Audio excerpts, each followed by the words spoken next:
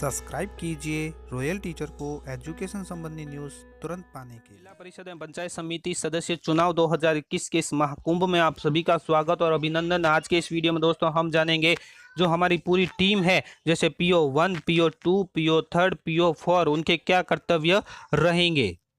सबसे पहले दोस्तों हम बात करेंगे प्रथम सहायक मतदान अधिकारी यानी PO1 के बारे में कि PO1 के क्या क्या कर्तव्य रहते हैं। राज्य निर्वाचन आयोग द्वारा विनिर्दिष्ट फोटो दस्तावेज के आधार पर मतदान की पहचान करना, चिन्हित मतदाता सूची का प्रभारी होगा और मतदाता की पहचान करने के लिए उत्तरदायी होगा। यानी PO1 के पास आपको एक सूची दी जाएगी, मतदाता सूची, उसका प्रभारी होगा और मतदान की पहचान करने के लिए उत्तरदायी होगा। सुनिश्चित करेगा कि उस मतदाता की बाईं तर्जनी अंगुली पर अमिट शाही का कोई निशान तो नहीं है।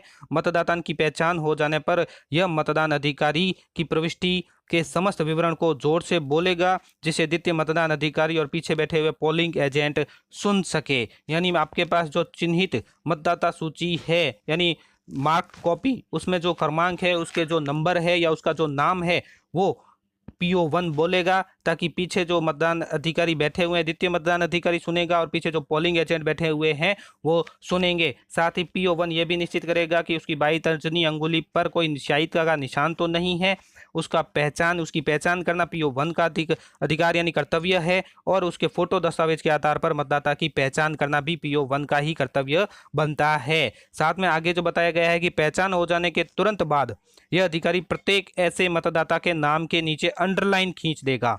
यानी अंडरलाइन आपको करनी है प्रत्येक मतदाता के नाम के नीचे। अगर अब महिला मतदाता है तो नाम के बाईं तरफ आपको राइट का निशान लगा देना यानी टिक मार्क कर देना है, ताकि पहचान हो सके ये महिला मतदाता है। इसी प्रकार जो थर्ड जेंडर के रूप में अंकित के बाईं तरफ आपको स्टार लगाएगा, स्टार अंकित आपको करना है। भारत निर्वाचन आयोग से जारी फोटो मतदाता पहचान पत्र में जारी किए जाए उनके नाम के आगे ई शब्द आपको लिखना है। इसी प्रकार दृष्टिबाधित या दिव्यांग मतदाताओं के मामले में मतदाता की क्रम संख्या पर आपको AA भी अंकित कर देना है। इसी प्रकार जो मतदान बूथ पर बैठे मतदान अभिकर्ता या उम्मीदवार या निर्वाचन अभिकर्ता यदि चाहे तो इस स्टेज पर किसी मतदाता की पहचान को चुनौती दे सकते हैं, बाद में नहीं। यानी प्रथम मतदान अधिकारी जब बोलेगा उसका नाम, जो मतदान करने आया है तो उसका नाम बोलने के बाद अगर पोलिंग एजेंट यानी जो पीछे बैठे हैं मतदान अभिकर्ता के जो उम्मीदवार, जो निर्वाचन अभिकर्ता है, वो इस स्टेज पर उसको अगर रोकना चाहे या चुनौती देना चाहे तो दे सकते हैं। अगर वो PO2 के पास चला जाता है तो बाद में चुनौती नहीं दे सकते। मतदान के अंत में गिनकर यह पता लगाया जा सके कि कुल कितने पुरुष मतदाता, कितने स्त्री मतदाता, कितने थर्ड जेंडर के रूप में अंकित मतदाताओं ने मत दिए हैं। मतदान समाप्ति के पश्चात उक्त प्रकार के अंकनों के आधार पर गणना कर सूचना एकत्र की जाएगी, जिसे पीठासीन अधिकारी की डायरी में फॉरम ऑफ स्टेटिक्स में अंकित किया जाएगा। अब आता है द्वितीय सहायक मतदान अधिकारी के कर्तव्य। PO1 के पास पहचान हो जाने के बाद मतदाता PO2 के पास जाएगा। PO2 के जो कर्तव्य रहेंगे, उसके पास जो मतदाता रजिस्टर रहेगा, सबसे पहले मतदान पर्चियां जिस पर पद का निर्वाचन करवाया जा रहा है उसके अनुसार अलग अलग रंग की होगी। अमिट शाही का भार साधक भी यही होगा PO2। इसी प्रकार मतदाता पर्ची जिस पद का निर्वाचन करवाया जा रहा है उसके अनुसार अलग अलग कलर की होगी, तो कलर को आपको PO2 को ध्यान में रखना है। पीले रंग की जो पर्ची है वो जिला परिषद के लिए है, पंचायत समिति सदस्य के लिए नीले रंग की पर्ची होगी। और साथ में मतदान अधिकारी के पास आएगा, वह मतदाता के बाएं हाथ की तर्जनी का निरीक्षण करेगा, इस पर कोई अमिट शाही का चिन्ह तो नहीं है। मतदाता रजिस्टर के प्रथम कॉलम में निरंतर क्रम में लिखी संख्या लिखी जाएगी, जो क्रम संख्या 1 से आरंभ होगी और मतदान अधिकारी के कुछ पृष्ठों पर इस कॉलम में अग्रिम रूप से क्रम संख्या अंकित कर लें। रजिस्टर के दूसरे कॉलम में मतदाता सूची का चिन्हित प्रति में मतदाता सूची में जो क्रम संख्या है वह लिखी जाएगी। उसका एक उदाहरण भी आपको अभी मैं बता देता हूँ। मतदान रजिस्टर के रूप में पहचान दस्तावेज के क्रमांक के अंतिम 4 डिजिट मतदाता रजिस्टर की अभियुक्तियों वाले कॉलम 4 में लिखे जाएंगे। द्वितीय सहायक मतदान अधिकारी के जो मतदान रजिस्टर रहेगा वो कुछ इस तरह का रहेगा, जो आप सभी देख सकते हैं।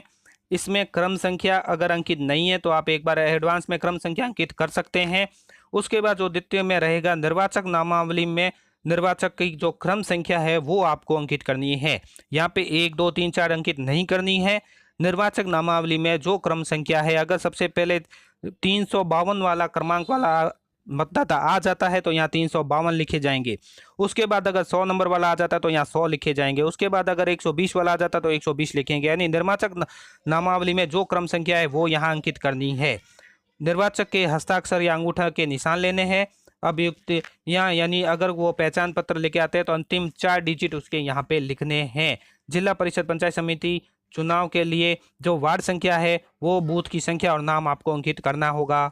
इसी प्रकार मतदाता रजिस्टर में प्रथम द्वितीय चतुर्थ कॉलम यदि कोई हो तो पूर्ति किए जाने के पश्चात साक्षर मतदाताओं के हस्ताक्षर अंगूठा निशानी रजिस्टर के तीसरे कॉलम में प्राप्त करेगा। यदि कोई मतदाता हस्ताक्षर करने में असमर्थ है तो मतदाता रजिस्टर में उसके बाएं हाथ के अंगूठे का निशान लेना चाहिए। यदि मतदाता अंगूठा निशानी लगाता है तो बाएं हाथ की छाप लगाई जाएगी। यदि बाएं हाथ का अंगूठा नहीं है तो दाएं हाथ के अंगूठे की छाप लगाई जाएगी। अगर दोनों अंगूठे नहीं है तो बाएं हाथ की किसी भी अंगुली की तर्जनी से आरंभ हो उसकी छाप लगाई जाएगी। यदि बाएं हाथ में कोई अंगुली नहीं है तो दाएं हाथ की अंगुली से तर्जनी से जो प्रारंभ हो रही है उसकी छाप लगाई जाएगी।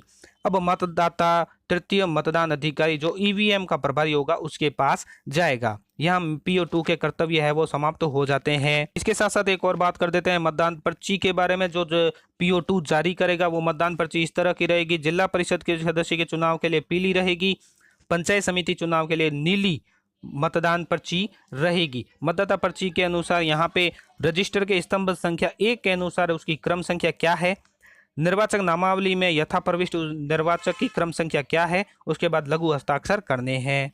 अब बारी आती है तृतीय मतदान अधिकारी यानी PO3 की। PO3 नियंत्रक यूनिट का प्रभारी होगा। यह मतदाता अधिकारी मतदाता से पीली मतदान पर्ची यानी जिला परिषद सदस्य के लिए जो द्वितीय मतदान अधिकारी ने जारी की है के आधार पर मत रिकॉर्ड करने के लिए मतदान कक्ष यानी वोटिंग कंपार्टमेंट में जाने की अनुमति देगा। मतदाता को मतदान कक्ष में जाने की अनुमति देने से पहले वह यह भी देखेगा कि मतदाता की अंगुली पर अमिट शाही का निशान स्पष्ट है या नहीं। उसके बाद मतदाता अपना मत रिकॉर्ड करने हेतु मतदाता पर्ची मतदान जिन पदों के लिए हो रहा है उनके अनुसार पीली द्वितीय मतदान अधिकारी से लाएगा। तो उन मतदाता पर्चियों को तृतीय मतदान अधिकारी अपने पास पृथक पृथक एकत्र करता जाएगा और मतदान समाप्ति पर पीली मतदान पर्ची के लिए लिफाफा PE 45 रहेगा। इसी प्रकार जिला परिषद एवं पंचायत समिति चुनाव के लिए अलग अलग मतदान प्रकोष्ठ यानी वोटिंग कंपार्टमेंट होंगे। जब मतदाता अपना मत रिकॉर्ड करने के लिए मतदान कक्ष में जाएगा तो प्रथम मतदान प्रकोष्ठ यानी वोटिंग कंपार्टमेंट जिला परिषद सदस्य के लिए बैलेट यूनिट तथा द्वितीय मतदान प्रकोष्ठ वोटिंग कंपार्टमेंट में पंचायत समिति सदस्य के लिए बैलेट यूनिट रखी होगी। जिला परिषद सदस्य या पंचायत समिति सदस्य के लिए चुनाव के लिए अलग अलग मतदान प्रकोष्ठ यानी वोटिंग कंपार्टमेंट होगा। जब मतदाता अपना मत रिकॉर्ड करने के लिए मतदान कक्ष में जाएगा तो प्रथम मतदान प्रकोष्ठ यानी वोटिंग कंपार्टमेंट जिला परिषद सदस्य के लिए बैलेट यूनिट और द्वितीय मतदान प्रकोष्ठ यानी वोटिंग कंपार्टमेंट में पंचायत समिति सदस्य के लिए बैलेट यूनिट रखी होगी। अब बारी आती है चतुर्थ मतदान अधिकारी PO4 की। PO4 के जो कर्तव्य हैं वो भी आपको बता देते हैं कि यह मतदान अधिकारी मतदाता से नीली मतदान पर्ची जो द्वितीय मतदान अधिकारी ने जारी की है के आधार पर मत रिकॉर्ड करने के लिए मतदान कक्ष यानी वोटिंग कंपार्टमेंट में जाने की अनुमति देगा। मतदाता अपना मत रिकॉर्ड करने हेतु मतदाता पर्ची द्वितीय मतदान अधिकारी से लाएगा जो उन मतदाता पर्चियों को चतुर्थ मतदान अधिकारी अपने पास एकत्र करता जाएगा और मतदान समाप्ति पर नीली पर्ची लिफाफा PE 44 में रखने के बाद सील कर दिया जाएगा। इसी प्रकार जब मतदाता अपना मत रिकॉर्ड करने के लिए मतदान कक्ष में जाएगा तो मतदान कक्ष में रखी हुई मतदान यूनिट को क्रियाशील करने के लिए मतदान अधिकारी नियंत्रण यूनिट को बैलेट बटन दबाएगा यानी बैलेट इशू करेगा। जैसे ही बैलेट बटन दबाएगा तो नियंत्रण यूनिट में बीजी यानी बत्ती लाल हो जाएगी। इसके साथ ही मतदान यूनिट में रेडी बत्ती हरी हो जाएगी। मतदान कक्ष में स्थापित जो यूनिट है बैलेट यूनिट में मतदाता जब अपनी पसंद के उम्मीदवार को नाम और चुनाव चिन्ह या नोटा कोई भी चुनाव चिन्ह के सामने बटन दबाएगा तब संबंधित उम्मीदवार नोटा के सामने बत्ती लैंप लाल दिखने लग जाएगी और मतदान यूनिट के ऊपर हरी बत्ती हो जाएगी। इसके अतिरिक्त इसी के साथ बैलेट यूनिट में बीप की आवाज़ भी सुनाई देगी। इसी के साथ साथ प्रत्येक मतदाता के मत रिकॉर्ड करने के लिए प्रक्रिया चलती रहेगी। किसी भी समय मतदान कक्ष में एक से अधिक मतदाता को नहीं जाने दिया जाएगा। जब तक पहले वाला मतदाता मतदान कक्ष से बाहर नहीं आए तब तक नियंत्रण यूनिट का बैलेट बटन नहीं दबाया जाएगा। मतदान के बीच किसी भी समय रिकॉर्ड किए गए मतों की संख्या की जानकारी के लिए नियंत्रण यूनिट के टोटल बटन को दबाकर यह संख्या ज्ञात की जा सकती है। मतदाता रजिस्टर में प्रविष्टियों का मिलान किया जा सकता है। पीठासीन अधिकारी की डायरी में भी सुसंगत प्रविष्टियों को करने के लिए पीठासीन अधिकारी को समय समय पर अर्थात प्रातः 10 बजे, 1 बजे, 3 बजे तथा मतदान समाप्ति पर रिकॉर्ड किए गए मतों की संख्या को ज्ञात करना चाहिए और उनको परिशिष्ट 8 में बिंदु संख्या 16 में अंकित भी करना है। टोटल बटन तभी दबाना चाहिए जब नियंत्रण यूनिट बिजी बत्ती जली हुई नहीं हो। तो दोस्तों ये थे PO1, PO2, PO3 और PO4 के कर्तव्य। उम्मीद है ये वीडियो आपको पसंद आई होगी। वीडियो पसंद आए तो जरूर लाइक, शेयर और सब्सक्राइब कीजिए। पास में आने वाले घंटी के बटन को जरूर दबाएं एजुकेशन संबंधी न्यूज़ तुरंत पाने के लिए।